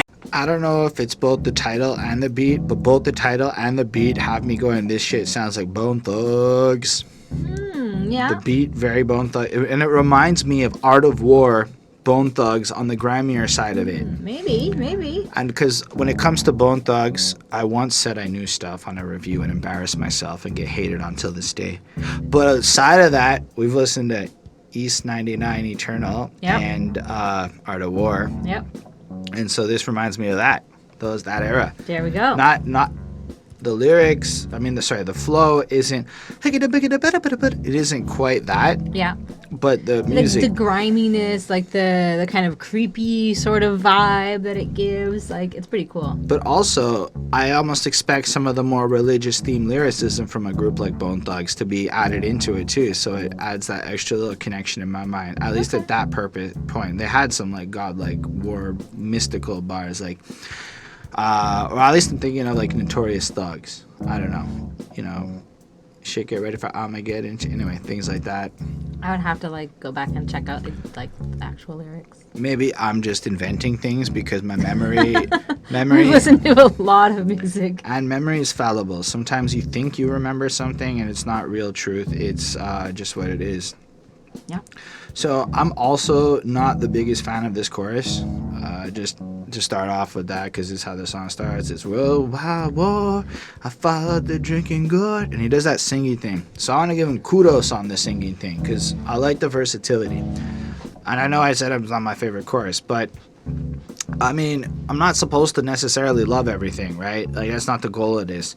Objectively speaking, it's impressive that he can keep flipping it up and keep bringing a new sound to the table. Because let's be real, this track doesn't sound like the other 3 tracks we heard. It's a new sound. Yeah. But yeah, See, the thing is, I really like the chorus. I think that they, that he's really good at choruses, and like, they're all pretty like hard hitting, and I they like are this one. extremely well written by like as far as the rules like of a this one good is- chorus goes. I agree with you. Yeah. So it's Worldwide War. I followed the drinking gourd, sitting on white horse. Strange fruit to strange flash of Sodom to and Gomorrah. Don't let sour streams of music make you into a whore. So I thought that there's a lot, I think, in that chorus. Like if they're in White Horse, like that's cool because that's in the Yukon and that's way up there, and I would love to go up there. I took it more as like But a white horse could also be like the freedom horse, the horse that like rides through, sort of like the one that was like in Childish Gambino's video where there's a white horse riding behind him. Like it's a symbolism of like a hero or something like that. That's kind of going. And strange fruit to strange flash. I think like when I hear strange fruit, I always think of is it Ella Fitzgerald? I believe it is. I hope I'm right. And her talk about strange fruit and the black people that were strung up onto the trees and killed there and left to hang there. And that's what she was saying, like these are strange fruit, sort of like it's what she's talking about. And it was very controversial and like, a big, it blew up. So I think that was kind of something as well that he's kind of tying everything Billie in. Holiday that wrote. Is it Billie Holiday? Ooh, maybe, my bad. Yeah, it could definitely be. I couldn't remember if it was Billie or Ella. I think like both of them sing it. I can't remember who the first. According to Wiki, it starts off with Is it who first sang and recorded it is Billie Billie Holiday. Holiday? Oh my gosh, I'm sorry. Anyways, you know what I mean. No, it was Nina Simone who I was thinking of. That was Nina the cover Simone of was it. more like the 60s and 70s. Yeah. But yeah, anyways, I think that it's just really interesting, and that like how, like music can make, he says music, sour streams of music can make you into a whore. And I think that's almost kind of like he's saying personally speaking, some music makes you dance like a whore and some doesn't. And so I think But I think that's it's kind also of, like linked to the Sodom and Gomorrah line. Some music is going to lead you to Sodom and Gomorrah. and those are bad guys or something, right? From the That's Bible? basic, yeah. Like I know Sodom is from sodomy. I'm like, I got that. Sodom and Gomorrah are like the sin havens of the ancient world, and then Okay. I can't remember who it was. Maybe it was Lot or one of these guys in the Bible. And there's a whole story with his daughters and stuff. But essentially, you got told to leave and not look back, or you'd be turned into a pillar of salt, I think. Oh yeah, I feel like I know that. So Sodom story. and Gomorrah is like the sin places, and it was all the worst stuff going on, all of the bad things. And then God smites it down in a flash and like destroys it. Okay, cool. So, yeah. So I mean, yeah. Anyways, there's for me, like, I don't even know half of this stuff, and so like, there's a lot to kind of like look into, and I think it's really cool, and like lots to kind of like, I think different interpretations to kind of take away from it a little bit as well. So I thought that it was really cool. And let me just check out, like, I think there was like more lyrics that I thought were cool. I'm just gonna pull them up really quick. I mean, I like how it starts just with 2 executions a day. Black lives like leaves in the wind blowing away. So if you think about the metrics of how many black lives are killed by police in America over a thing, it works out to 2 executions of police officers shooting black men a day. Mm-hmm. That's fucked up. Yeah, I mean, I liked Black lives like leaves in the wind blowing away, blowing in pathways soon to permeate all of Adam's shades. They kill us so we kill each other while grandmamas cry and pray. Yeah. And I sit there and I'm like, that's like true. And if you look at it, like you're encouraged to kill each other through media. You have a lot of pain going on, and then the government is just legally allowed to shoot you down, it seems, because there's no consequences. Like, you could walk into your neighbor's house as a cop if you're a cute blonde chick, shoot a guy, and then 10 years? And the judge hugs you. The judge hugs you. Lets you know, God, get the fuck out of here. Yeah, I thought that was definitely out of line.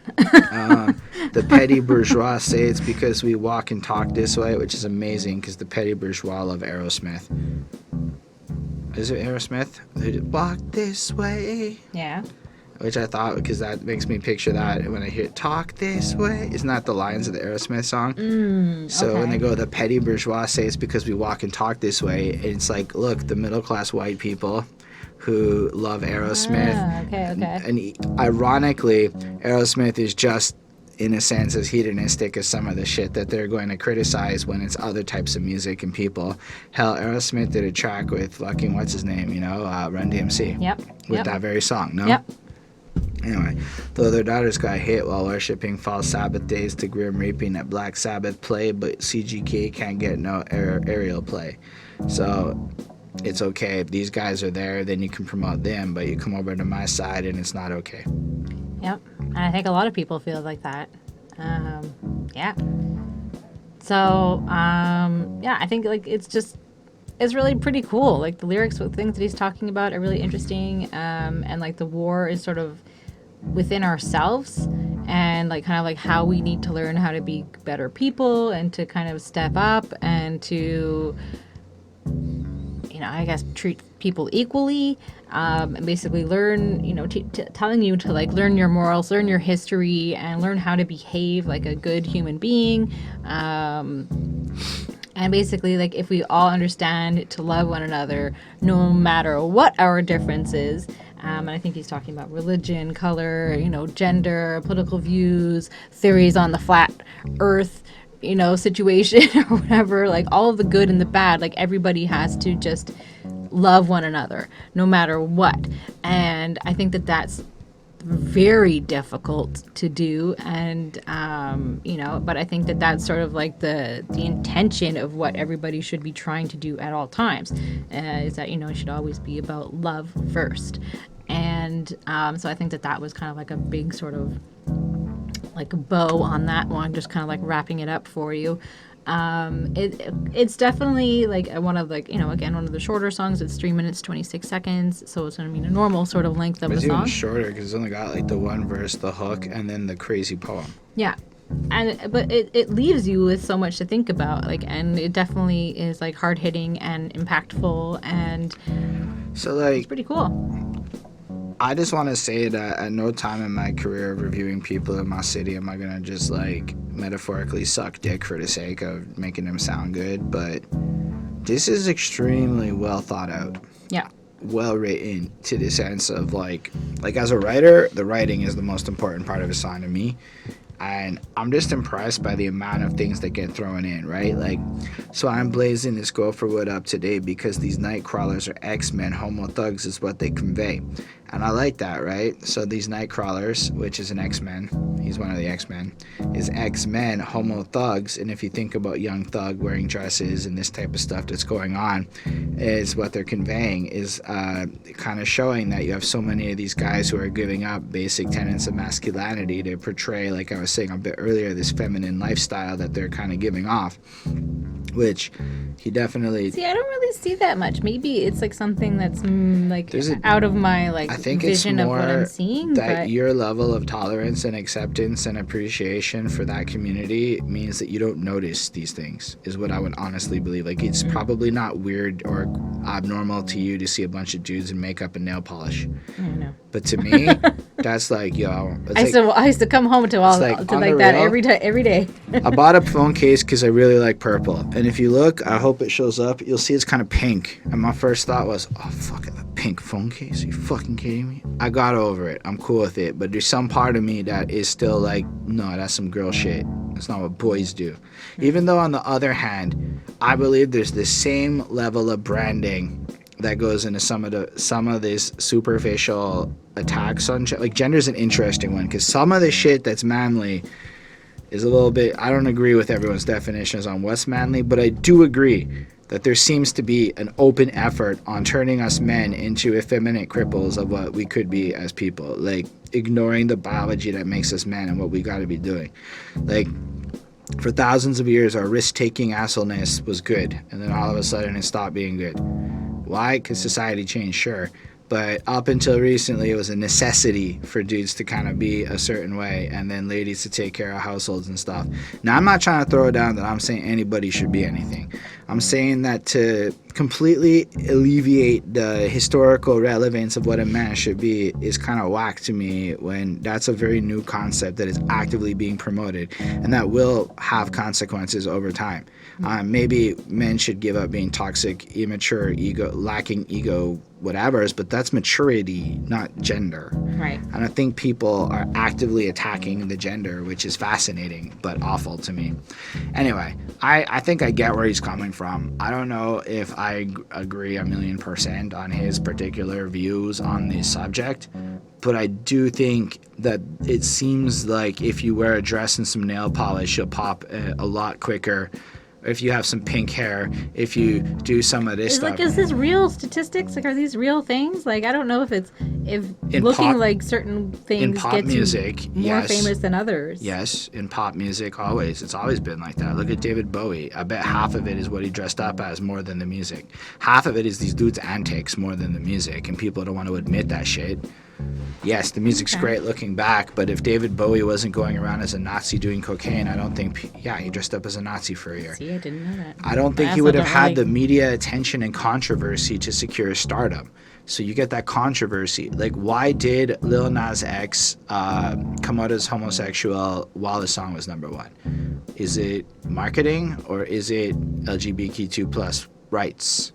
So it's almost like anytime you have a black guy in a position of prominence, he has to be... I feel like I read about it like way after. I was like, oh, he's gay? So is it real statistics? Okay. I don't have them. But I can tell you that there seems to be a trend of rap pop stars not really looking like what they used to. It seems to be a lot more skinny jeans, colorful hair, and a lot of... Yeah, but that's also the style of today. But why is that the style of today? Because... the music and stuff is selling it. Is the style. Bell bottoms are coming back though, slowly. I think they're coming back. If you look at it, a lot of even what this album is saying is the music is creating this branding. So if we keep allowing it to do it, it's polluting the message. And I'm not saying that there's a problem dressing a little eccentrically or whatever. I'm saying that it's kind of weird that the only way to get famous is that you have to. And if you want to dress like a dude and just be like a dude, it's not a problem. It's not okay. It's not enough anymore. And in pop land, it's not the same as underground hip hop land. Like, look at fucking Tyler, the Creator. He's fucking colorful wigs and bright green outfits and stuff. Like, it's really effeminate. He came out as gay. And he went down that path too. It was like a core tenet of his previous album. You look at Lil Yachty's cover where he has the two dudes kissing, and I'm not again trying to say that it's like a good or a bad thing. I'm trying to say that it seems to be more and more in pop music that this is a direction that people should be going at a certain age group. I mean, I'm looking at, I really don't know too much about Tyler, the Creator. The counter argument is Andre 3000 was doing that shit 20 years ago and everybody fucking loved it. Like, I'm just looking at pictures of him and I wouldn't be able to tell you if he was gay or straight. And I'm saying or not. that's just the counter argument is that Andre 3000 did this stuff and people didn't quite. I don't know. Maybe just goofy did and people colorful. hate it when Andre 3000 was goofy like that? Like, I don't really know. People didn't like it when I think he did the kind of like the style kind of pop art, like speaker box kind of situation. Like, they I didn't meant like that. from a literal aesthetic point of view. I could picture Andre 3000 wearing dresses for the sake of like fashion, right? That is. Yeah. Because, so was it like, okay? For him, it's like, but was it he's an okay artist when and he's Andre expressing 3000 himself did and blah, it? blah, So, blah, blah. and I'm wondering, why can't that be for anybody? So this is more to like anybody watching this. Was it okay for Andre 3000 once upon a time, but not okay for Young Thug? And that's just where I don't know. I get the point being made here because there is a force on all aspects of life attacking masculinity in its current existence. Femininity. I don't care. Anyway. Either way, moving back to the song, I just think it's got like a great thing. And their AK can't stop the apocalypse, their sponsorships display. Even as a street king with a tech, I had no government sway. Also, I just wanted to throw in... Oh, tech and sway in the morning. Radio shows. Right. So I also just wanted to Tech and throw Sway. in Worldwide War is the title of the song, and WWW, for the internet. So I think that it all kind of ties together. That I didn't even catch that. That the internet is influencing a lot of things and a lot of sinful behavior, and people are kind of like saying like, because I think overall, like, the overarching theme is that you have to love everybody and that you have to kind of understand that, like, my that's not real life. The internet isn't real life. Well, I don't know that the internet's saying you have to love everybody. I think the what internet- he's saying. I don't think the internet's saying that. I think he's saying you have to be righteous. You have to be of a certain ethical More character. accepting of people. And I think the internet is definitely showing us what's out there. I don't know. I feel like there's an acceptance, but only on the caveat that we're all approaching the same desire for enlightenment. I think we're supposed to, on the other hand, not be so accepting of ignorance. Whereas the internet's definition of acceptance is acceptance of ignorance and not acceptance only of what's good. And people seem to have that kind of twisted online, where you're supposed to just love everybody for themselves, which is not 100% a healthy message to be preaching to people who are not all doing good stuff. Right. Instead, I think we should be preaching develop character, ethical integrity, and maturity so that we can move forward towards a better tomorrow. But I watched a lot of Star Trek, and that shit inspired me. I loved the poem.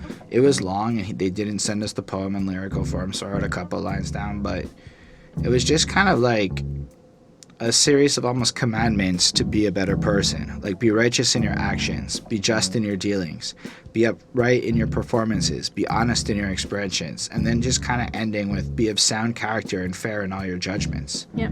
And it's like, yeah, so something I find stupidly problematic in life is the lack of rules related to common sense that are written down. And as far as everything I've heard in the last couple of years, I think the little poem at the end of this track is a good definition of common sense for good people. It's kind of what the middle class should be doing and isn't. It's what the middle class says they're doing, but he's defining what you should be doing instead of what you claim to be doing to be of that kind of thing. Instead of just these nice outsides and hollow shells, this is what you need to do to have a nice fluffy caramel nougat inside, a healthy one, because maybe food science makes healthy chocolate one day. Anyway, I think this track is really good, really strong, follows through with all of the other ones. So I'm going to give it a 4.35. In terms of sound. I like it a little bit more than the last one in sound, but like, again, as you can tell, there's so much to talk about. It's so interesting lyrically. The delivery is super tight. It's music to teach people. Yep. Which makes sense with the name of the next track being Re-Education, Preparation for the Power. All right. Oh, I don't think I gave my grade. It was at 4.5. Yeah, sorry about that. Re-Education, Preparation for the Power. Yeah. On the gang world prestige, all because we seek prodigious, profound educational feats. Holy shit, we're at an hour and 40 minutes of raw recording, and we're only on track 5. This is absolutely not being done in one part, people. This is a multiple parter. On that note, we might go a little bit quicker through this track just to kind of wrap up the first part. So sorry if this song gets less attention than the other ones. What do you think of it? Well, I think it's got like this nice, like hard, sick beat. I think it's pretty cool. There's like bottle tapping or something in there, and I like that. I always like when there's like different types of sounds that you don't normally hear in music, and I think that that's always fun. Like, you know, y'all know me and my gunshots. I love a good gunshot. So for those who don't know, if the beat has a gunshot sound in the beat, built into it, it's like an automatic 5 for Bonnie. It's just cool. She doesn't necessarily love gunshots. I do not shoot people or any guns really. But I like the sounds of them. They sound cool. In beats, yes. And the lyrics on this one are super cool. Again, it's sort of like about the same sort of topics and the overall theme of the whole album. I think it was pretty cool. And, you know, he's just kind of upset because, you know, he has salvation, he has strength, and he has the kingdom of Yahweh within him. And I think that it's like, it's kind of cool because he knows like what he needs to do, and he's just trying to, like, you know, pass this message on to the people. That's what he's trying to do, and he's trying to re-educate them with this sort of knowledge base. And at the end, I like the quote, and I think it's the same person speaking in a few different songs that we get quotes from, and I don't know who it is, and I'm sure that that's not good. If it's the same person at the start of the last track, it's the Lost Prophets of the 60s poetry group. Yeah, and I think that also too, like, I hope it's the Lost. like- Last something Prophets. like that I wrote it somewhere. teaching or like that sound, because it definitely sounds from like the 1960s or 70s, kind of flows through the album and kind of has this like modern classic kind of feeling to it because of all like the technical sound engineering or whatever. It definitely sounds like like a modern album, but it could be like from like the 90s. Also kind of has like that 70s 60s kind of feeling kind of thrown into it, so it's kind of touches on a lot of different sounds in terms of like the themes or whenever it came out. So I don't know, or it's not yet released, but I think it's really cool. If The that makes Watts sense. Prophets. Yeah. That's what I was thinking. When I said Lost, it was Watts. Watts, okay. So yeah, and I think that it's really cool, and like the I have power at the line, which kind of echoes through at the end. I think that that's like a really cool and interesting quote to kind of throw in there. And this is basically to, like I said, it's just to relearn and re-educate yourself about the world, about your own beliefs, in the sense of kind of being born again, not necessarily in the Christian sense, but in terms of being born again in terms of your religious experiences or whatever your beliefs are. So it's kind of like to change your ways, I think. And I thought it was really cool. I give this a 4.4 on 5. Yeah, I mean, even just with the title, Re-Education for the Preparation of Power. So it's an interesting point. We've established the need for this re-education Giving up the until this people the point. power. But it's like up until this point on the album, the last few songs have established there's a need for re-education because the education sources are pretty bad. So now the purpose, you get the hook, re-education for the preparation of the power in the final hour. This plan is to be ours. So in a sense, it's saying when that time comes, there will be some kind of conflict where the righteous will thrive and survive is what I kind of take from that, and that the sinful will fall. And so when that time comes, it's like you got to be ready for it. In the midst of a morally decaying and dying hip-hop society, the King's focus on restoring pride, respect, and dignity, principles, ethics, and honor of divinity, no longer modern minstrel coons, but wise sagacious and well-behaved, not to their liking, but in the manner of our ancient ways. So when you look at hip-hop and the state of it being morally bankrupt and people aren't trying to elevate or build and all the pop is kind of vapid and it's all about number one, well, the solution is to go back to the roots of the history of what it is, to study it and to kind of go back to the building things up, concerning issues that affect our health and lives in these hellish days, manifesting strong foundations of management and leadership abilities so we can pull some billions out of this $15 billion industry, so it's saying we need to worry about our health, we need to worry about the actual situation and how can we collectively organize ourselves to pull actual wealth and resources, because if there's $15 billion, what the fuck isn't it going towards hip-hop? Where is that money going? Big questions, Yeah. And it just kind of flows on that we need to, focus on God's influence and the right ways of living to oversake the temptations and the devilish ways that are thrown in our face so that we can find power through education, like on eternal journeys uncovering ancient mysteries, giving education to educate on what edush means, which I guess is the root word of education, bringing out those latent qualities and powers hidden in our chromosomes and genes. So when we come up with the idea of designer genes, we aim to own our manufacturing factories. So in a sense, it's let's understand how we can be the masters of our own future, of our own sustainability. I'm reading a book on the history of weed. Cannabis, weed, like literally just that. And one of the most interesting things I've seen is that had the U.S. government invested in a hemp industry for fabrics and plastics and whatnot, they would not have the national debt they have from importing fabrics and everything. They'd be the ones that could be exporting to the whole world. And they wouldn't need everyone else to make their clothing and shit on the cheap because they can't get the materials here quite to the same extent. They could have bypassed so much if it wasn't for a couple of white dudes who wanted to destroy the world. And I bring up weed because what I learned in this book so far is a lot of the decisions to criminalize it are on par with the level of propaganda that gets spit through hip-hop. Bunch of fake bullshit to make people believe things to get what rich people want. I digress. Oil lobbyists, by the way. oil lobbyists. That's the answer to the question you may have had. Hemp seed oil competes with gasoline and the ocean's oil, and in theory, hemp seed could also have avoided entire destructions of ecosystems. Marijuana Wow, the more you may know. just be fucking magical after all, not just for the smoking it part, which, weirdly enough, people weren't really rolling joints up until cigarettes made it popular and weed hit America, according to the book I'm reading.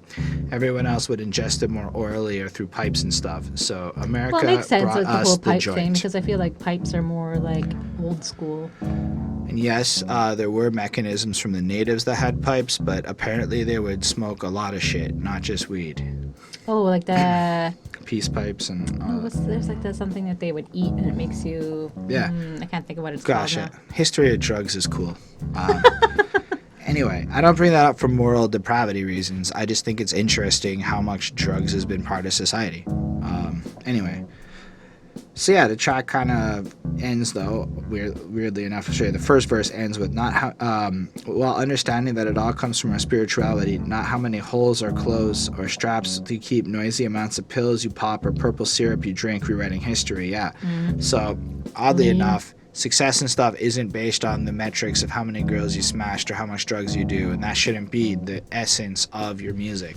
Look, you want to throw a song here or there about you had a good day with the ladies? Like if I wrote an awkward, ironic song about how I walked into a place and was the fucking pimp of the room for a second, that might work as an art concept because nobody believes I walk into the room and that happens, right? That's the reality of that. But if you make your whole career around paying prostitutes for sex and bragging about it, it's a little weird. That's what happens nowadays. It's not just girls want me, it's girls want my money and I give it to them, so girls fuck me. That is not cool. That's what I'm trying to say. Reading, writing, arithmetic, train your child up in the ways they should go so they grow old and won't depart from it. Displaying readiness to learn mental gains and to stay alert instead of tales of crimes and drugs while hanging out on the curb. Instead of teen pregnancy and juvenile delinquencies, we expose them to celestial galaxies. Yes, let's get more real shit like that going on. First of all, I hear celestial galaxies, I picture Star Trek, and I don't see how we get there without Star Trek. I mean, you guys might have answers, but anything that brings back Gene Roddenberry's philosophy is cool by me. All right. All I'm trying to say, though, is there's a lot more to the world out there. And when we look at something like a Killer Priest or like even Deltron or these different things, there's so much other stuff you can rap about. That's all I'm trying to say. Yep. You can rap about anything. And I think that's also the point of this track is we could just rap about better shit. So for the qualities of no, it's not this one. I'm moving ahead in my notes. Sorry. For this one, I gave it another 4.35, and I guess it questions fundamentally what we view as important in society. True. Yeah. All right. It's been long part one. Did you give a grade today? Yes. Perfect, because I'm bad at remembering that. So we're going to cut this in the halfway point for part one. I don't think we're going to talk 30 minutes on another track. We might. But anyway, it's a good halfway. This might be our longest individual episode in a quick minute. Oh, well, let's hope it works for y'all. So thank you for watching it. We totally appreciate you being here at the end of this halfway point. Feel free to leave a comment. As always, you can, if you do, we'll respond. That's what's up. Hit the like button if you like the video. Hit that subscribe button if you're feeling it.